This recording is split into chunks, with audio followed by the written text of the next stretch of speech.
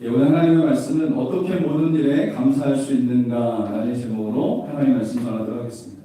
오래전에 두 마을이 이웃을 잃고 살고 있었습니다.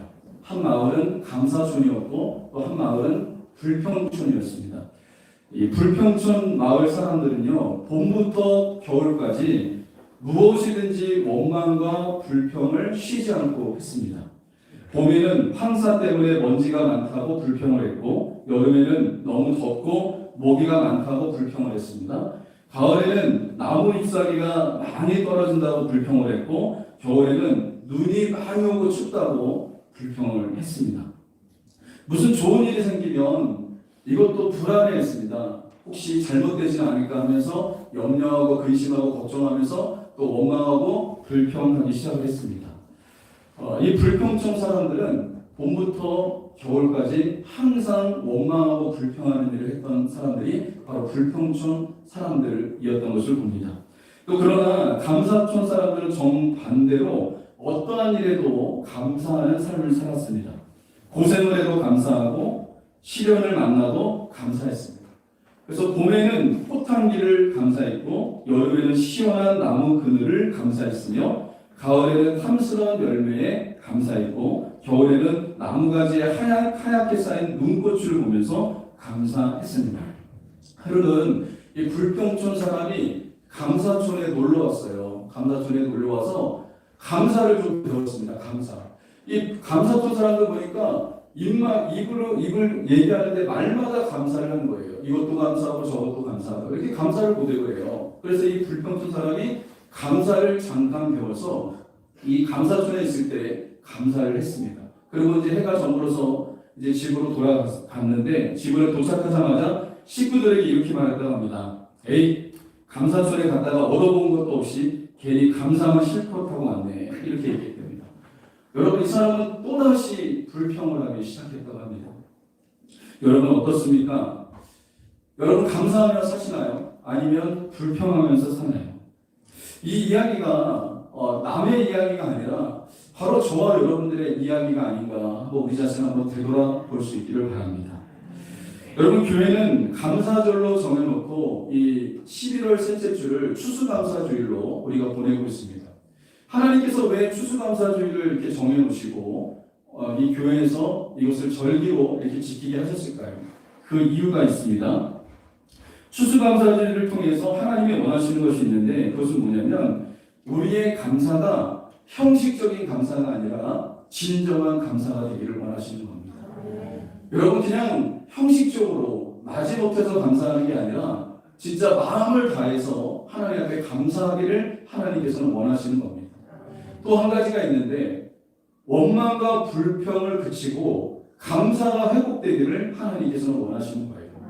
그래서 여러분, 오늘 이 추수감사주일을 통해서 여러분 감사가 회복되어지시기를 주님의 이름으로 간절히 소망합니다. 오늘 본문의 말씀은 우리가 너무나 잘 알고 있는 말씀이에요. 이 말씀은 정말 많이 들어봤던 그런 말씀이죠. 아주 짧은 구절입니다. 데살로니가전서 5장 18절 말씀을 보면 범사에 감사하라고 하는 말씀이 나옵니다. 여러분, 이 짧은 구절을 통해서 하나님께 우리가 어떻게 하면 감사할 수 있을까라는 그런 것을 한번 생각해 보면서 감사하는 하나님의 사람들이 될 수 있기를 바랍니다. 본문에 의하면 우리는 범사에 감사해야 한다라고 얘기를 합니다. 이 범사는 뭡니까? 모든 일을 얘기합니다. 이 모든 일은 무엇입니까? 좋은 일에도 감사해야 되고 나쁜 일에도 감사해야 될 것을 이야기해 주고 있습니다. 여러분, 오늘 우리가 날구원하신 주 감사라고 하는 찬양을 우리가 찬양팀에서도 우리가 했고, 또 우리가 회개와 감사를 우리가 기도하고도 그 찬양을 우리가 했습니다. 거기에 보면 그 가사 중에 이런 가사가 나오죠. 장미꽃에 대해서 감사하라. 그런데 여기서만 그치지 않고 장미꽃 가시에도 감사해야 된다라고 얘기합니다. 이 말은 뭡니까? 좋은 일에도 감사해야 하지만 우리의 삶 속에 고난이 오고 여러 가지 환난이 와도 감사해야 될 것을 말씀해 주고 있습니다. 그렇습니다. 여러분, 이것이 바로 범사입니다. 범사. 모든 일에 감사하는 것, 이게 바로 범사라는 것을 여러분 잊지 마시기를 바랍니다. 여러분, 이것은 쉬운 일이 아니에요. 그런데 성경이 우리에게 요구하는 감사의 수준은 뭐냐면 범사에 감사하는 겁니다. 모든 일에 감사하는 거예요. 그래서 여러분, 우리가 올 한 해를 이렇게 지나갔지만 2020년도 어떻게 보면 우리에게 정말 기억에 남는 한 해가 될 것입니다. 정말 이런 걸 만나본 적이 없잖아요. 코로나19를 만나본 적이 없습니다. 이런 질병, 이런 강력한 질병을 만나본 적이 없어요.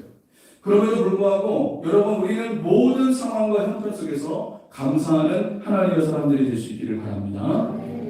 여기서 범사에 감사하라는 것은 특정한 사람들만 감사하라고 얘기하는 게 아니에요. 교회의 목사님이나 그리고 교회의 안수집사님이나 권사님, 이 교회의 중직들에게만 감사하라고 얘기하는 게 아니라 모든 그리스도인들에게 얘기하는 겁니다. 여러분이 예수님을 믿으십니까? 그렇다면 여러분 모두가 범사에 감사하는 자가 되어야 될 줄 믿습니다. 여러분, 이 범사에 감사하라는 것은 또 무엇을 얘기하고 있냐면 명령형입니다. 명령형. 하나님께서 성경에 보면 명령으로 말하시는 게 있어요. 명령. 이렇게 명령으로 말하는 것은 해도 되고 안 해도 되는 게 아니라 반드시 해야 되는 거예요. 그리고 하나님께서 우리에게 이렇게 명령하신 것은 무엇이냐면 이렇게 하면 복을 받기 때문에, 이렇게 하면 축복을 받기 때문에 하는 거예요. 여러분, 아버지가 아들에게 여러분 잘못된 것을 강조하겠습니까? 그것을 하면 복을 받고 잘 되기 때문에 말하는 것이죠. 하나님도 마찬가지입니다. 범사에 감사하라고 명령하신 것은 범사에 감사하면 좋은 일이 있기 때문에 하나님께서는 감사하라고 얘기하는 거예요. 그래서 여러분, 이 말씀을 듣고 하나님 앞에 우리가 범사에 감사하는 하나님의 사람들이 될 수 있기를 바랍니다. 왜 하나님이 범사에 감사라고 하셨을까요? 감사하면요 행복합니다. 행복해요. 여러분, 감사를 해보세요. 그러면 우리 안에 기쁨이 충만해집니다. 감사하는 그 고백만 하고 감사하는 말을 하게 되면 내 안에 기쁨이 충만해지는 역사가 여러분 일어날 수 있습니다. 그러나 반대로 원망하고 불평하면요 여러분 내 마음이 메말라지는 거예요. 그래서 기쁨이 사라지는 그런 일들이 일어날 수 있다는 겁니다. 왜 하나님이 감사라고 했을까요? 감사 잘하는 사람은요 영적으로 건강한 사람이고요, 그리고 육적으로도 건강해진다고 합니다. 여러분, 이거 실제적으로 있는 일입니다. 감사를 잘하는 사람은요 신체적으로도 건강하다고 해요.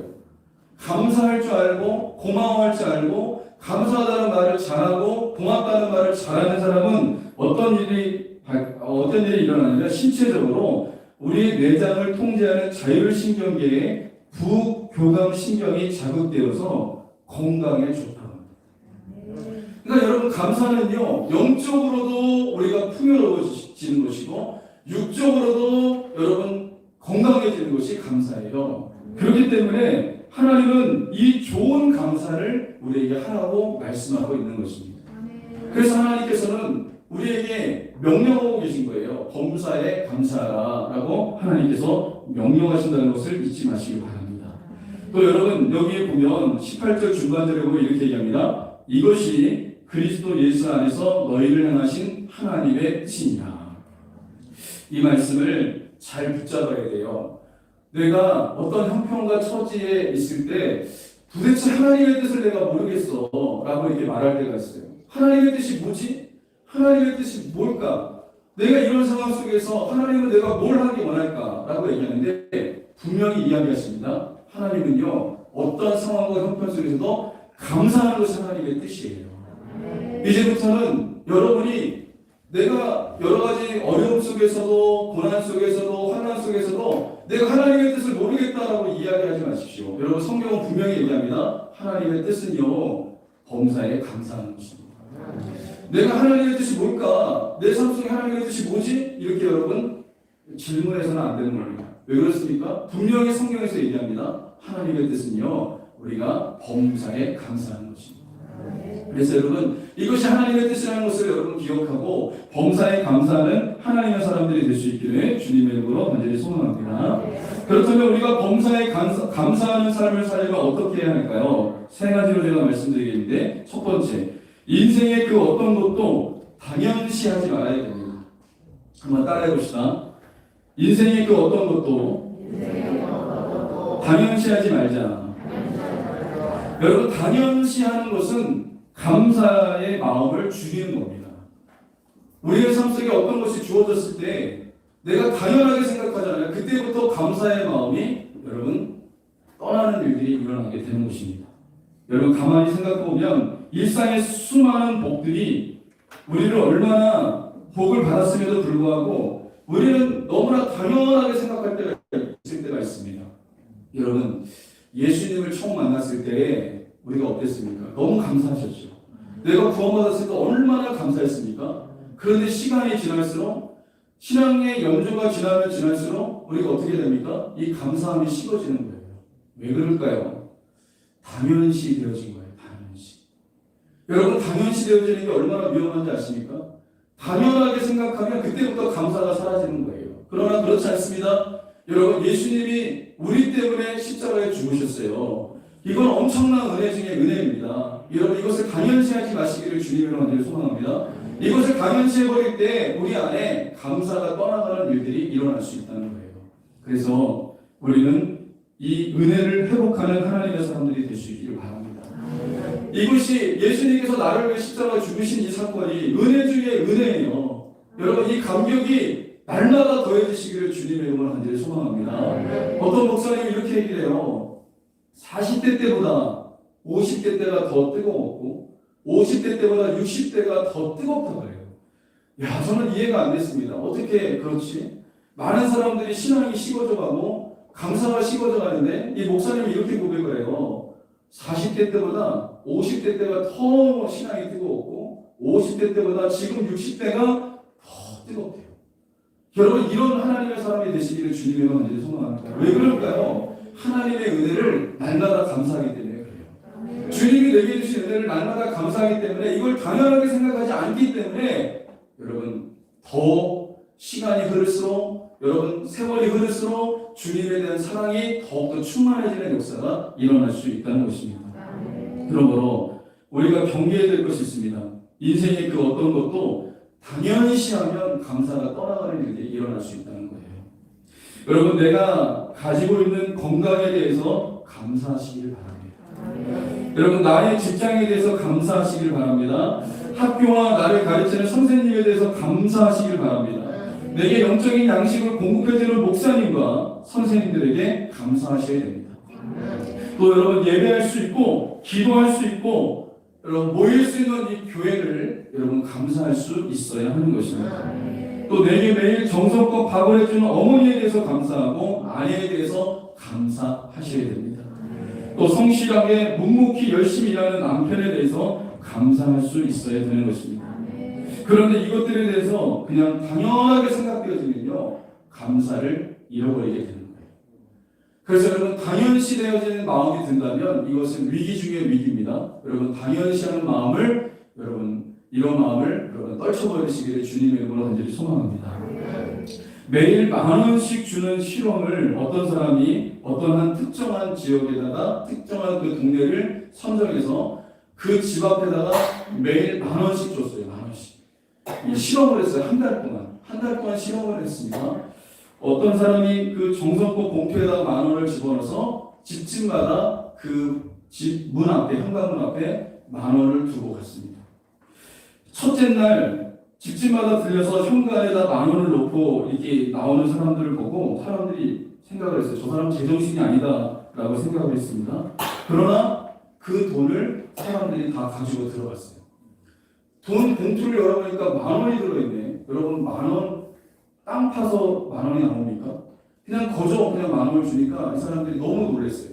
둘째 날도 10,000원을 놔뒀습니다. 거의 비슷한 일이 벌어졌습니다. 셋째 날, 넷째 날이 되자 그 동네 사람들은 10,000원씩 선물을 주고 가는 사람 때문에 동네가 아주 떠들썩하게 되었습니다. 서로 이웃끼리 막 얘기한 거예요. 너네 집에도 10,000원이 있었냐? 우리 집에도 10,000원이 있었다. 야, 이거 어떻게 이런 일이 있냐? 그러면서 사람들이 막 떠들썩하게 이것을 이야기를 주고받기 시작했습니다. 또 두 번째 주가 됐습니다. 두 번째 주가 지났어요. 이 동네 사람들이 현관 입구에까지 나와서 돈을 주는 사람을 기다리기 시작을 했습니다. 이제 그 사람이 오는 것을 기다리면서 감사했습니다. 감사. 언제쯤 올까라고 하는 것을 기다렸어요. 세 번째 주가 됐습니다. 이 사람들은 어떤 마음으로 바뀌었냐면 더 이상 신기하지 않는 거예요. 현관문 앞에 이 10,000원이 놓여져 있는 게 더 이상 신기하지가 않은 거예요. 또 오늘도 10,000원이 있을 텐데 그러면서 당연시하는 마음이 그들에게 생겼습니다. 넷째 주가 되었습니다. 넷째 주가 되어서 이제 그 돈 놔두고 갈 때쯤 됐는데 그날에는 이 사람이 이 마지막 날이 있어요. 마지막 날 10,000원을 놓지 않고 그냥 이 사람이 지나가는 거예요. 그때 이제 어떤 일이 발생을 했냐면 아주 사람들의 반응이 쏟아지기 시작했습니다. 여기저기서 투덜투덜하는 소리가 나기 시작했습니다. 그리고 어떤 사람은 화를 냈어요. 화를 내면서 그 사람한테 이렇게 얘기했습니다. 우리 돈은 어디 있습니까? 당신에게 어떤 사정이 있는지 모르지만 왜 오늘은 내 돈 10,000원을 안 준 겁니까? 라고 하면서 그 사람에게 화를 내기 시작을 했다고 합니다. 여러분 그 10,000원 그 사람들 겁니까? 그 사람이 준 거잖아요. 공짜로 준 건데 나중에는 막 불평하고 불만을 터뜨리고 막 역정을 내기 시작했다고 합니다. 왜 그랬을까요? 마을 사람들에게 매일 10,000원을 받는 일이 어느새 당연한 것처럼 되어버린 거예요. 당연시 되어버리니까 더 이상 감사가 되어버리지 않고 원망과 불평이 여러분 끊임없이 나오는 일들이 일어났던 것입니다. 여러분 우리 자신 한번 생각해 보십시오. 직장에 처음 입사했을 때 적은 보수를 받고도 낮은 직책도 부족한 근무 환경 속에서도 개의치 않고 열심히 일하지 않았습니까? 여러분이 결혼했을 때 처음 결혼해서 이제 신혼생활을 했을 때 여러분 아내에게 남편에게 감사하지 않았습니까? 그런데 세월이 지나면서 점점점 이 감사가 당연하게 되어지는 거예요. 감사가 당연시 되어지면서 감사를 잃어버리는 그런 일들이 일어나게 된 것을 여러분 살펴볼 수가 있다는 겁니다. 또 여러분 부모님은 어떻습니까? 아이가 어릴 때는요 부모님을 그렇게 찾아요. 부모님 없으면 안 될 것처럼 그렇게 살아요. 아이가. 우리도 어렸을 때 다 그러지 않았습니까? 부모님 없으면 막 자지러지고 눈물을 흘리고 부모님 없으면 안 될 것처럼 그렇게 살았는데 이제 성장하고 나서 사춘기를 지나고 아이가 성장하고 나면서 이제는 부모님에 대해서 더 이상 찾지 않는 거예요. 그리고 부모님에 대해서 감사하지도 않아요. 그러고 나서 부모님이 돌아가시고 나서 후회를 하죠. 부모님을 잃어버리고 난 다음에 내가 왜 부모님에 대해 감사하지 못했나라고 하면서 후회할 때가 있다는 것입니다. 왜 그럴까요? 여러분 당연시 되어지기 때문에 이 감사를 잃어버린다는 거예요. 여러분 그러므로 당연시하는 마음이 들 때 이것을 경계하시기를 주님의 여러분들 소망합니다. 내 남편이 당연시 되어집니까? 아닙니다. 감사하는 자가 되시기 바랍니다. 내 아내가 당연시 되어집니까? 여러분 감사하는 자가 되시기 바랍니다. 내 자녀가 여러분 당연시 되어집니까? 내 자녀 맨 처음에 그 자녀가 태어났을 때 얼마나 감사했어요. 그 자녀 보기만 해도 배불렀잖아요. 그 자녀가 잠자는 것만 해도 배부르고 그 자녀가 있는 것만 자체로도 우리가 감사하지 않았습니까? 그런데 여러분 이것을 감사를 잃어버릴 때가 너무나 많았다는 거죠. 왜 그럴까요? 당연시 되었기 때문에 그래요. 여러분 그러므로 인생의 그 어떤 것도 당연시하지 마시기를 주님의 이름으로 간절히 소망합니다. 두 번째, 감사하는 훈련을 해야 합니다. 여러분 감사는 그냥 되는 것이 아닙니다. 구원만 받았다고 감사가 저절로 나오는 게 아니고요. 감사는 우리가 훈련해야 돼요. 기도도 훈련해야 되고요. 전도도 훈련해야 되고요. 여러분 인간관계도 우리가 훈련이 돼야 되는 겁니다. 인간관계도 훈련이 돼야지 인간관계를 잘 맺을 수가 있는 거예요.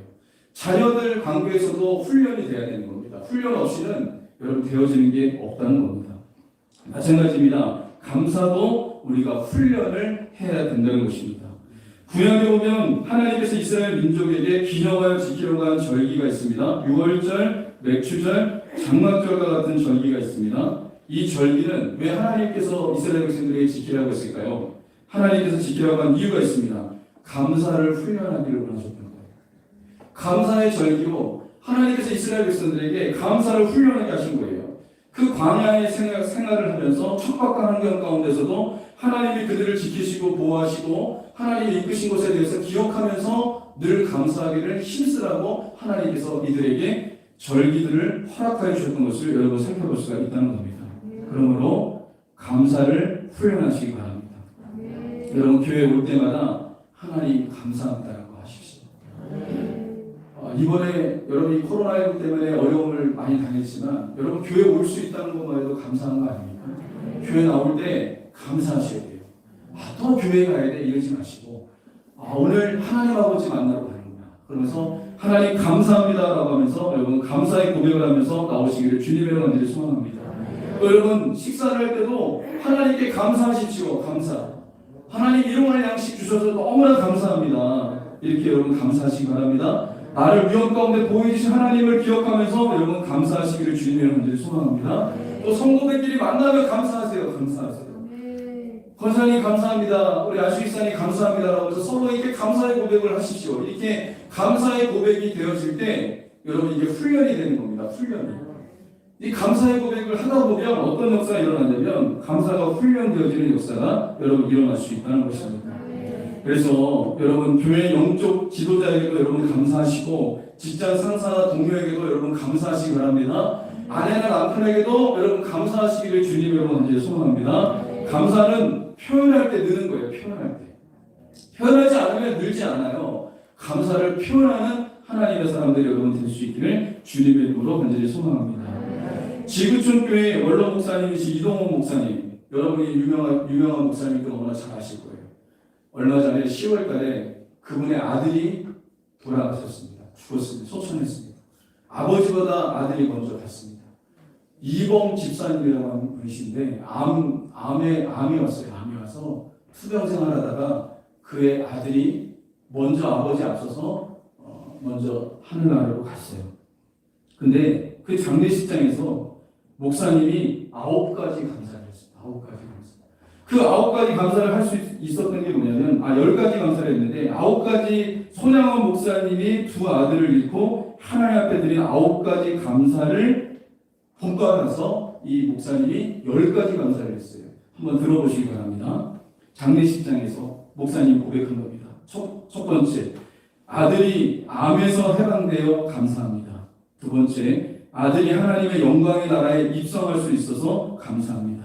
세 번째, 유머가 있던 아들로 인해 부부가 기쁨을 누리게 해주셔서 감사합니다. 네 번째, 한순간도 불평 없던 그의 아내와 손자를 남겨주셔서 감사합니다. 다섯 번째, 어려서부터 게임을 좋아하더니 게임에서 변호사가 된 것도 감사합니다. 여섯 번째, 아들의 고통을 통해 예수님을 내어주신 하늘 아버지의 고통을 알게 해주셔서 감사합니다. 일곱 번째, 수많은 암 환자들과 연대할 수 있어서 감사합니다. 여덟 번째, 자식을 잃은 수많은 분들의 마음을 알 수 있어 감사합니다. 아홉 번째, 전 세계 수많은 중보 기도자들과 함께 할 수 있어서 감사합니다. 열 번째, 아들이 간 천국을 더 가까이 소망할 수 있어서 감사합니다. 이렇게 이 목사님이 10가지 감사를 했습니다. 어떻게 이런 감사를 할 수 있었을까요? 평상시에 이 목사님은 감사가 훈련되어졌기 때문에 그렇습니다. 평상시에 감사가 훈련된 사람들은 위기가 왔을 때, 고난이 왔을 때 감사하는 사람으로 바뀌는 역사가 일어날 수 있습니다. 여러분, 그러므로 평상시에 여러분 감사를 훈련하시기 바랍니다. 그러면 어떤 상황과 형편 속에서도 감사하는 사람으로 바뀌어지는 놀라운 역사가 일어날 수 있다는 것입니다. 오늘부터라도 여러분 감사를 훈련하시기 바랍니다. 아내에게, 남편에게, 자녀에게, 목사님에게, 성도들에게 여러분 감사를 표현함으로 인해서 감사를 훈련하는 하나님의 사람들이 될 수 있기를 주님의 이름으로 간절히 소망합니다. 마지막 세 번째, 긍정적인 측면을 볼 때 우리는 감사할 수 있습니다. 여러분, 이 세상의 모든 일에는 동전의 앞뒷면처럼 양면성이 있습니다. 양면성. 어두운 면이 있는가 하면 밝은 면이 있습니다. 부정적인 면이 있는가 하면 긍정적인 면이 있습니다. 어려움을 당할 때가 있는가 하면 잘 될 때도 있습니다. 여러분, 우리는 동전의 양면처럼 양면을 봐야 되는데 어떤 것을 봐야 되냐면 여러분, 안 좋은 일이 일어났을 때도 우리는 감사거리를 찾는 하나님의 사람들이 될 수 있어야 되는 것입니다. 긍정적인 것을 찾아내세요. 긍정적인 것을.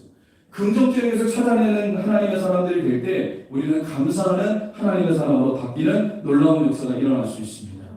영국의 매튜엘리 목사님이 어느 날 저녁에 퇴근하는데 퇴근길에 강도를 만났습니다. 강도를 만나서 얻어맞고 옷도 찢기고 시계와 돈 그리고 그 외에 가진 모든 것을 다 빼앗겼습니다. 이런 일을 만난 적이 없어요. 근데 이 목사님이 이렇게 어려움을 당하고 난 다음에 집으로 돌아갔습니다. 부인과 자녀들이 목사님의 모습을 보고 깜짝 놀랐어요. 피투성이가 되어져 있고 옷도 다 찢겨져 있고 돈도 다 털리고 그래서 이 사모님과 자녀들이 깜짝 놀랐어요. 근데 이 목사님이 어떻게 했냐면 서재로 들어가더니 무릎을 꿇고 하나님 앞에 4가지를 감사하기 시작했습니다. 이렇게 감사하기도 했습니다. 첫 번째, 내가 다치고 돈을 빼앗기긴 했지만 생명을 잃지 않게 하시니 감사합니다. 두 번째, 지금까지 이 길을 12년간 다녔으나 그동안 지켜주셔서 지금까지 올 수 있었던 것 감사합니다. 세 번째, 세상에는 남을 해치는 강도가 있는데 나는 죽을 영혼을 천국으로 인도하는 목사가 되게 하셨으니 감사합니다. 그리고 마지막으로 외톨이는 그 강도의 구원받기를 위해서 감사하기도 했다고 합니다. 여러분, 어떻게 이런 일이 가능했죠? 어려운 일을 당했지만 그 어려운 일들 속에서 긍정적인 면을 보는 하나님의 사람이 됐기 때문에 그래요. 여러분 지금 어렵습니까? 정말 절망적입니까? 힘듭니까? 여러분 긍정적인 면을 보시기를 주님의 이름으로 간절히 소망합니다. 그러면 감사하는 하나님의 사람으로 바뀌는 놀라운 역사가 일어날 수 있다는 것입니다. 로마서 8장 28절을 보면 하나님을 사랑하는 자, 곧 그 뜻대로 부르심을 입은 자들에게는 모든 것이 합력하여 선을 이루니라. 이렇게 얘기합니다. 하나님의 자녀들에게는 어떤 역사가 일어나요? 모든 것이 합력하여 선을 이루어주시는데 여러분 안 좋은 일도 여러분 결과적으로 좋게 바꿔주시겠다는 거예요. 좋은 일을 더 좋게 바꿔주시겠다는 거예요. 여러분 안 좋은 일이 결코 안 좋은 일이 아니에요. 그 안 좋은 일을 통해서 하나님이 나를 연단하시는 거예요. 하나님의 사람으로 나를 빚어 가시는 겁니다. 여러분이 지금까지 믿음의 사람으로 올 수 있었던 것은 뭐냐면 여러분이 고난을 통해서 하나님이 여러분을 훈련하시기 때문에 그렇습니다. 하나님의 사람으로 이렇게 만들어 오신 거예요. 만들어 오신 거예요. 여러분 그 고난이 결코 안 좋은 게 아닙니다. 고난이 좋은 것이라는 것을 여러분 잊지 마시기 바랍니다. 고난은 위장된 축복이라고 얘기해요. 위장된 축복. 고난 뒤에 하나님은 반드시 축복을 해주십니다. 고난을 많이 받은 사람이면 사람일수록 이 사람은 생각이 깊어요. 마음도 깊어요. 그리고 사람들을 향한 그런 긍휼히 여기는 마음도 있습니다. 뭔가 사람이 남다릅니다. 왜 그런지 아십니까? 그 고난을 통해서 하나님이 그 사람을 비전하기 때문에 그렇습니다. 그러므로 여러분 안 좋은 일들 속에서도 긍정적인 것을 찾으시기를 주님의 이름으로 간절히 소망합니다. 그래서 좋은 면을 찾고 좋은 면을 감사할 수 있는 하나님의 사람들이 될 수 있기를 주님의 이름으로 간절히 소망합니다. 말씀의 결론을 맺겠습니다. 여러분 얼마나 감사하며 사십니까? 무엇에 대해 여러분 감사하며 사십니까? 지금 이 순간부터 하나님께 감사하시기 바랍니다. 여러분 지금 이 순간부터 여러분이 감사로 씨를 심으시기를 주님으로 간절히 소망합니다. 여러분이 이 성전에 오셨을 때 깜짝 놀랐을 거예요. 우리가 추수감사절 때마다 이렇게 강단을 꾸미는데 여기 보면 열매로 가득합니다. 열매로. 이 열매는요 무엇입니까? 이 열매는 어떻게 맺혔을까요? 여러분 농부가 봄에 씨를 심었기 때문에 그 열매가 맺힌 거예요.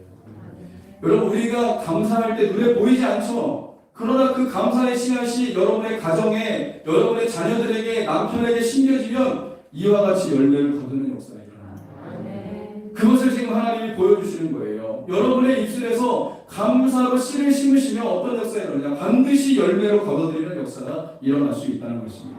그러므로 추수감사절을 맞이해서 오늘부터 감사하시길 바랍니다. 범사에 감사하시기를 주님의 간절히 소망합니다. 인생의 그 어떤 것도 당연시 하지 마시고 감사하시길 바랍니다. 감사하는 훈련을 하시길 바랍니다. 긍정적인 측면을 보고 감사하는 하나님의 사람이 되어서 여러분 이와 같은 풍성한 열매가 여러분의 인생에 우리 교회에 여러분의 가정 속에 맺힐 수 있기를 주님의 이름으로 간절히 소망합니다. 이 시간 우리 찬양을 하겠습니다. 우리 행복 우리 찬양하겠습니다. 화려하지 않아도 이 가사를 한번 생각하면서 여러분 찬양했으면 좋겠습니다.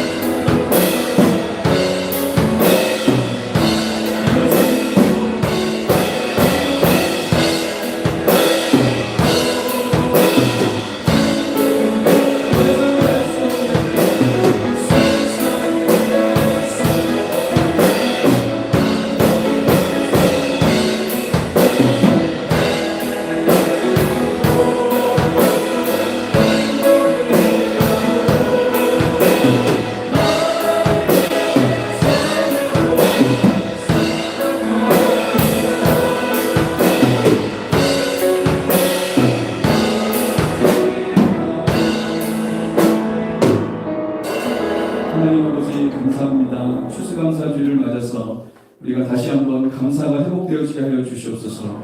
아버지 하나님, 범사에 감사하라 말씀하셨습니다. 이것이 하나님께서 우리를 향한 뜻이라고 말씀하여 주셨습니다. 우리가 감사하는 하나님의 사람들의 식으로 축복하여 주옵소서. 오늘부터 감사의 씨를 심을 수 있도록 도와주옵소서. 그래서 우리 가정의 자녀들에게, 남편과 아내에게 감사의 열매들이 주렁주렁 맺히는 놀라운 역사가 있게 도와주옵소서. 감사드리며 거룩하신 예수님의 이름으로 기도합니다. 네.